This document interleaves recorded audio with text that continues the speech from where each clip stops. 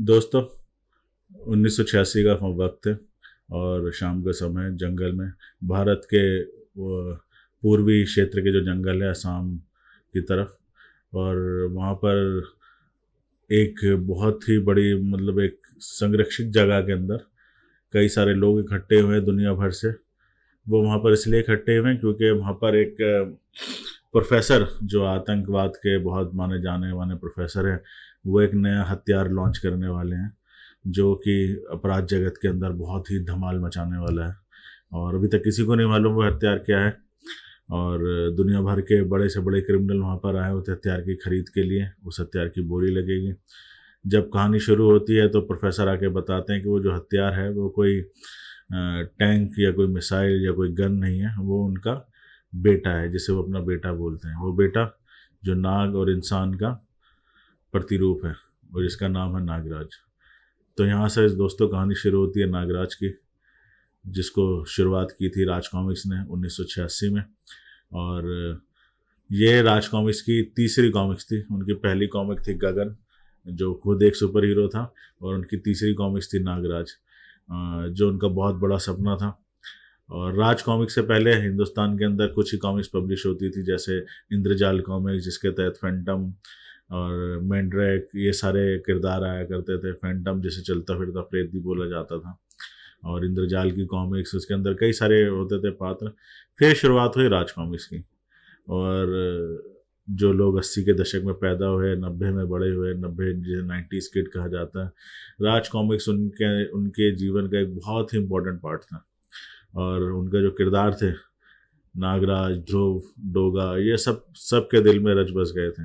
मेरे जैसे लोग जब उन दिनों जिन्होंने नया नया पढ़ना शुरू किया था और नए नए कॉमिक्स के संपर्क में आए थे, तो इंद्रजाल कॉमिक्स तो हम इतनी नहीं पढ़ पाए थे। हम मेरी बेसिकली कॉमिक्स पढ़ने की शुरुआत नागराज से हुई। और चलता फिरता प्रेत फैंटम भी मैंने काफ़ी पढ़ा, पर वो डायमंड कॉमिक्स के थ्रू पढ़ा था, इंद्रजाल के थ्रू नहीं। इतनी आसानी से तब मिलती भी नहीं थी। हम एक छोटे से शहर में मेरठ में रहते थे, और ना तब इतने पैसे या पॉकेट मनी होता था कि हम उन्हें खरीदें। भले ही उस टाइम कॉमिक्स 2 या 3 रुपए की आती थी, पर तब किराए पे कॉमिक्स मिलने का बहुत चलन था। मतलब 50 पैसे 25 पैसे में वो किराए पे मिल जाया करती थी।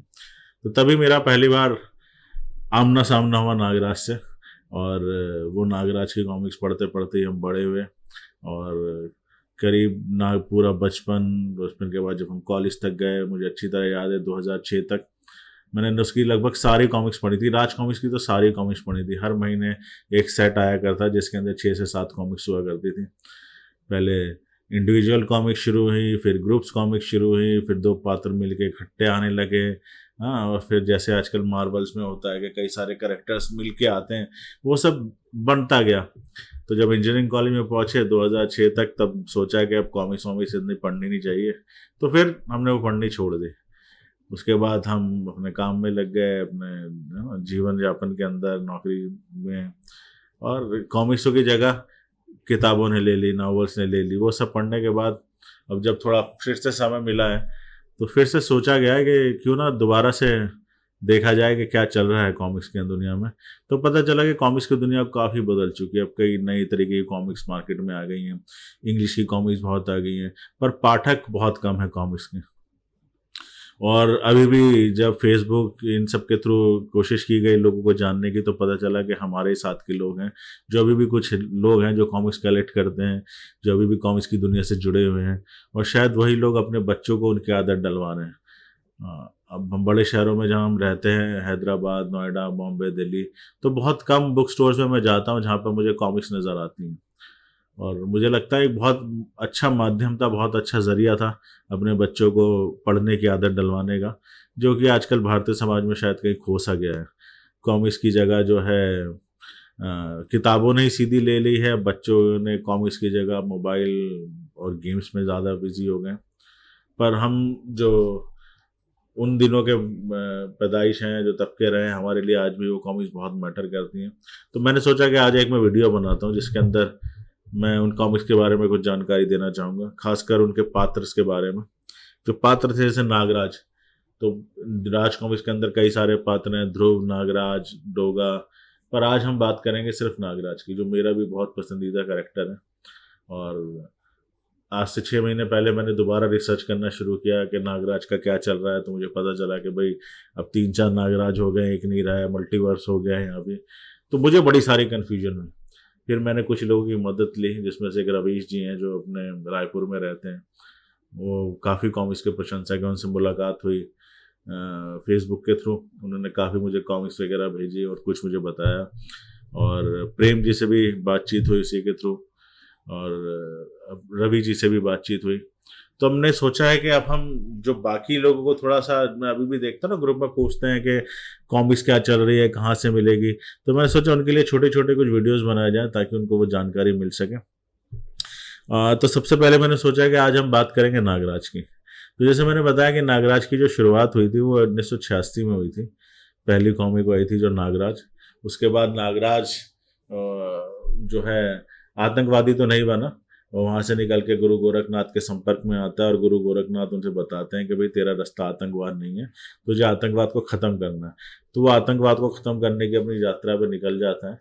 तो नागराज की जो दूसरी कॉमिक थी वो थी नागराज की खूनी यात्रा, नागराज की हांगकांग यात्रा, खूनी खोज, ये सब कॉमिक्स थी।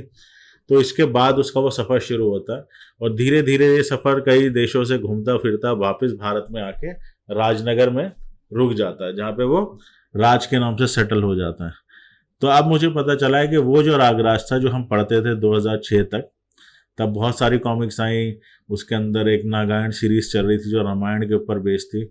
उन दिनों जब जब वो मेरा समय था जब मैं धीरे धीरे कॉमिक्स पढ़ना छोड़ रहा था, तो वो जो नागराज था उस समय का, उस नागराज को कहा जाता था विश्व हर्ता नागराज, विश्व रक्षक नागराज। और तभी कुछ और कॉमिक्स आई थी जिसके अंदर ना अचानक से मैंने देखा कि एक नागराज है जो फिर से वापस उसी यात्रा पे निकल चुका है। जैसे वो शुरू में दूसरे देश जाया करता था, अमेरिका, जापान, जर्मनी, दोबारा से वो जाने लगा। ये शुरुआत हुई थी शब 19/11 के बाद, जब ये आतंकवादी घटनाएं घटी। तो मुझे तब पता चला कि ना अचानक से इन्होंने एक और नागराज शुरू कर दिया जो कि दोबारा से यात्रा पे लिख चुका। तो अब हमारे पास 2 नागराज हो गए, एक नागराज जो राजनगर में बेस्ड था, और एक जो दोबारा से सफर पे जा चुका था। और उसके पास जो कुछ उसके साथी थे वो थोड़े से डिफरेंट थे, डिफरेंट तो नहीं थे, वही थे, पर थोड़े बहुत डिफरेंट थे। और यहाँ वाला जो नागराज था वही पुराना नागराज था जो इच्छाधारी द्वीप पे भी जाता है, जो विसर्पी का प्रेमी होता है, जिसकी विसर्पी से शायद शादी हो गई थी या नहीं हो गई थी, पता नहीं, बहुत सारे कुछ पंगा हुआ था, मैं भूल गया, दोबारा से देखना पड़ेगा। शादी हो गई थी उसकी शायद, इसलिए वो नागायण सीरीज चल रही थी, या शादी नहीं हुई थी, वो स्वयंवर जीत के छोड़ के चले आया था, और राजनगर में वो किसी और लड़की के जो थी, जो से प्यार करती थी, भारती नाम की, उसके साथ रहता था। फिर ये सारी चीज़ें हुई और हमने कॉमिक्स पढ़नी बंद कर दिया। जब हम वापस आए तो हमें पता चला कि अब नागराज 3 पार्ट में बट चुका। पहला नागराज, हाँ, जो पहली नागराज की कॉमिक्स थी, राज कॉमिक्स, वो राज गुप्ता जी के प्रकाशन में छपती थी। राज कॉमिक्स, राज गुप्ता जी, उनके 3 बेटे थे, मनोज गुप्ता, संजय गुप्ता और मनीष गुप्ता। तो ये शायद 2017-18 तक तो ये इकट्ठा ही सब कुछ चल रहा था। उसके बाद राज गुप्ता जी का निधन हो गया, और ये जो राज कॉमिक्स है ये 3 पार्ट्स में डिवाइड हो गए। तीनों भाइयों ने, संजय गुप्ता, मनोज गुप्ता और मनीष गुप्ता जी ने अपने अपने प्रकाशन शुरू कर दिए। तो तब तक नागराज भी 2-3 जगह में बढ़ चुका था, मुझे पता चला। जैसे एक मैंने बताया कि विश्व रक्षक नागराज था जो पहला मेन नागराज था, फिर दूसरा आतंकहर्ता नागराज है जो बीच में शुरू हो गया था। अब मुझे पता चला एक तीसरा नागराज भी है जिसका नाम है नरकनाशक, और उसकी एक ओरिजिनल स्टोरी भी है जो कही जाती है कि अभी तक की ओरिजिनल स्टोरीज में से सबसे बेस्ट ओरिजिनल स्टोरी है। तो मैंने उसके बारे में थोड़ी जानकारी इकट्ठी करी, तो मैं आपको बताता हूँ कि जो विश्व रक्षक नागराज था उसकी जो भी लास्ट कॉमिक मैंने पढ़ी है वो है ये शीलभंग। इसमें आप देखेंगे ये विश्व रक्षक नागराज है, और इस शीलभंग में पता चल रहा है कि इनकी एक गोद ली बेटी है जो इन्हें मनाने आई है, क्योंकि ये सब कुछ छोड़ छाड़ के कबीर सिंह स्टाइल में जंगल में शिफ्ट हो गए, और ये भारतीय वेदाचार्य सबसे दूर जा चुके हैं। तो ये इनका ये शीलभंग करके इनकी कॉमिक आई है जो राज कॉमिक्स हैं, और ये मनोज गुप्ता जी ने लिखी है। अब जो कन्फ्यूजन वाली बात यह है कि जो मनोज गुप्ता जी ने शीलभंग लिखा है, इसके जैसी सिमिलर स्टोरी संजय गुप्ता जी ने भी लिखी है। उसका नाम मुझे ध्यान नहीं है, वो भी सिमिलर स्टोरी है। तो कहानी ये चल रही थी कि जो संजय गुप्ता जी और मनोज गुप्ता जी दोनों ही विश्वरक्षक नागराज की कॉमिक्स छाप रहे थे। इससे काफ़ी ज़्यादा कन्फ्यूजन क्रिएट हुई, मुझे जानने में बड़ा समय लगा। तो ये शीलभंग है। अभी इसका जो दूसरा पार्ट है वो अभी आना बाकी है। उसके बाद हम आते हैं जो दूसरा नागराज था, जो मैंने कहा था बीच में बदली हो गया था, विश्वरक्षक के साथ साथ एक और नया नागराज आ गया था, आतंकहर्ता नागराज। उसकी ये विश्वरक्त सीरीज है, ये आतंकहर्ता नागराज है। इसकी क्षतिपूर्ति श्रृंखला चल रही है। ये है, इसकी एक किताब है विश्वपरस्त, और इसको आए हुए अभी तक 4 साल हो गए। ठीक है, ये एक्चुअली 4 किताबों का संग्रह है, तो ये तीसरा पार्ट है उसका। जो फाइनल पार्ट है वो अभी तक आया नहीं है 4 साल से, उसका इंतजार चल रहा है। अब इस कहानी के अंदर क्या है, ये इसमें अंदर 3 किताबें हैं, ये क्षतिपूर्ति, विश्वपरस्त और ये मौत का बाजीगर।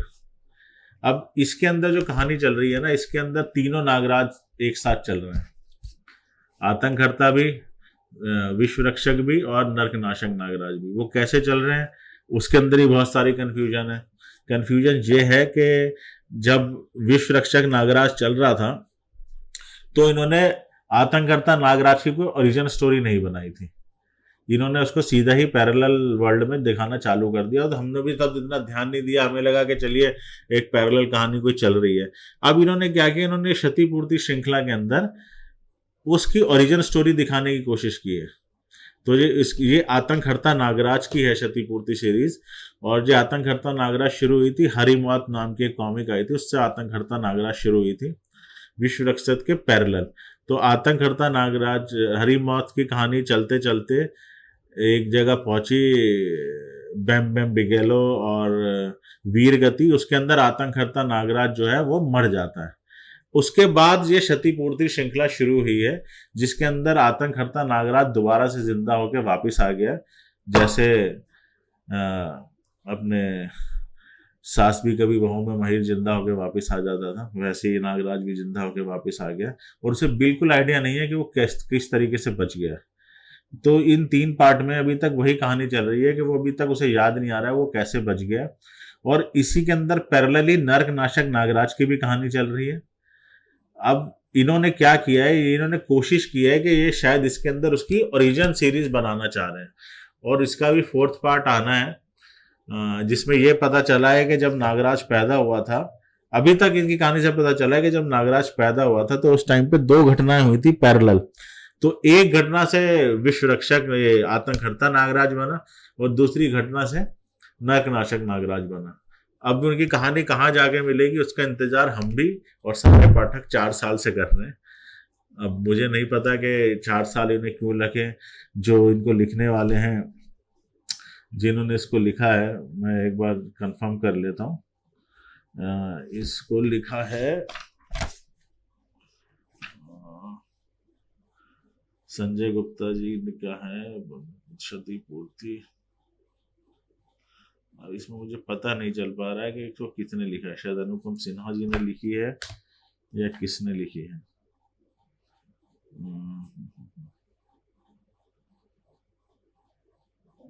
संजय गुप्ता शायद संजय गुप्ता जी ने इसे लिखा है।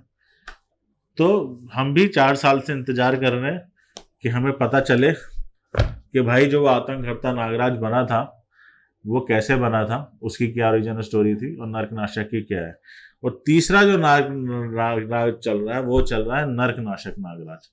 नरकनाशक नागराज के अभी तक 7 से 8 कॉमिक्स आ चुकी हैं, और वो भी अचानक से ही बीच में आया था, उसकी भी कोई ओरिजिनल स्टोरी नहीं थी। उसके बाद उसकी ओरिजिनल स्टोरी की श्रृंखला निकाली गई, जो ये है नरकनाशक। इसके अंदर 4 किताबें हैं, और कहा जाता है कि इसकी जो ओरिजिनल स्टोरी है वो अभी तक की बेस्ट ओरिजिनल स्टोरी कही जाती है। तो इसकी 2 किताबें पहले आई, उसके बाद इन्होंने इसकी ओरिजिनल स्टोरी निकाली। अब प्रॉब्लम ये थी कि संजय गुप्ता और मनोज गुप्ता जी दोनों ही अपने अपने लेवल पर दोनों नागराजों की कहानी, मतलब दोनों नहीं, तीनों नागराज की कहानी, नरकनाशक, आतंकहर्ता और विश्वरक्षक की अपने अपने तरीके से निकाल रहे थे। जैसे अगर संजय गुप्ता जी ने क्या किया है कि उन्होंने भी, जब राज कॉमिक ने तौसी के भी राइट्स एक्वायर किए, तो उन्होंने एक कॉमिक निकाली जिसके अंदर उनका, संजय गुप्ता जी का जो आतंकहर्ता नागराज है वो तौसी के साथ लड़ रहा है, और जो मनोज गुप्ता जी का आतंक हर्ता नागराज है वो भी तौसीफ के साथ लड़ रहा है। उन दोनों की सीरीज अलग चल रही है, एक नागप्रलय के नाम से चल रही है और एक दूसरी ये सर्प काल के नाम से चल रही है। तो ये भी बहुत ज्यादा कंफ्यूजन है।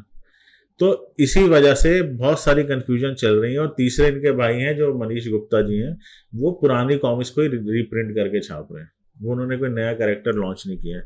पर अभी जो बात सुनाई दी है वो ये दी है कि अभी संजय गुप्ता और मनीष गुप्ता जी दोबारा से एक साथ आ रहे हैं, क्योंकि अनुपम सिन्हा जी शायद मिलके कुछ लिखना चाहते हैं।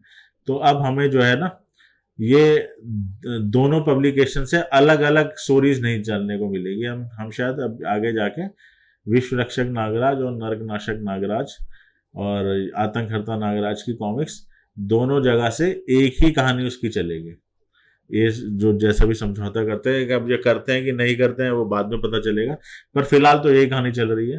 तो जानने वालों के लिए सबसे इम्पोर्टेंट चीज़ यही है कि नागराज अभी 3 भाग में डिवाइड हो चुका है।